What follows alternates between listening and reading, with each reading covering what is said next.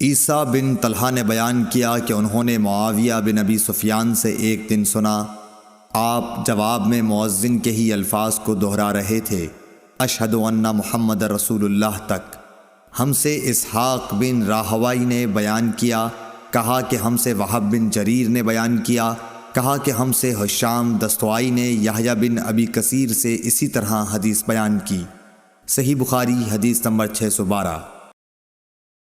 یحییٰ نے کہا کہ مجھ سے میرے بعض بھائیوں نے حدیث بیان کی کہ جب مؤذن نے حی علی الصلاۃ کہا تو معاویہ رضی اللہ تعالی عنہ نے لا حول ولا قوت الا باللہ کہا اور کہنے لگے کہ ہم نے نبی صلی اللہ علیہ وسلم سے ایسا ہی کہتے سنا ہے۔ صحیح بخاری حدیث نمبر 613۔ محمد بن منقدر نے جابر بن عبداللہ سے روایت کیا ہے کہ رسول اللہ صلی اللہ علیہ وسلم نے فرمایا کہ جو شخص اذان سن کر یہ کہے اللہم رب ھذہ الدعوۃ التامہ والصلاۃ القائمۃ آت محمدا الوسیلۃ والفضیلۃ وابعثہ مقاما محمودا الذی وعدتہ،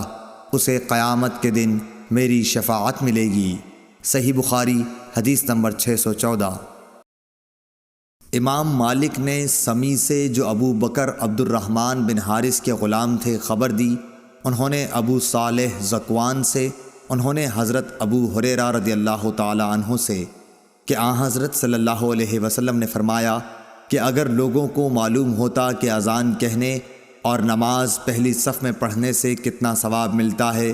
پھر ان کے لیے قرعہ ڈالنے کے سوائے اور کوئی چارہ نہ باقی رہتا تو البتہ اس پر قرعہ اندازی ہی کرتے، اور اگر لوگوں کو معلوم ہو جاتا کہ نماز کے لیے جلدی آنے میں کتنا ثواب ملتا ہے تو اس کے لیے ایک دوسرے سے آگے بڑھنے کی کوشش کرتے، اور اگر لوگوں کو معلوم ہو جاتا کہ عشاء اور صبح کی نماز کا ثواب کتنا ملتا ہے تو ضرور چوتڑوں کے بل گھسٹتے ہوئے ان کے لیے آتے۔ صحیح بخاری حدیث نمبر 615۔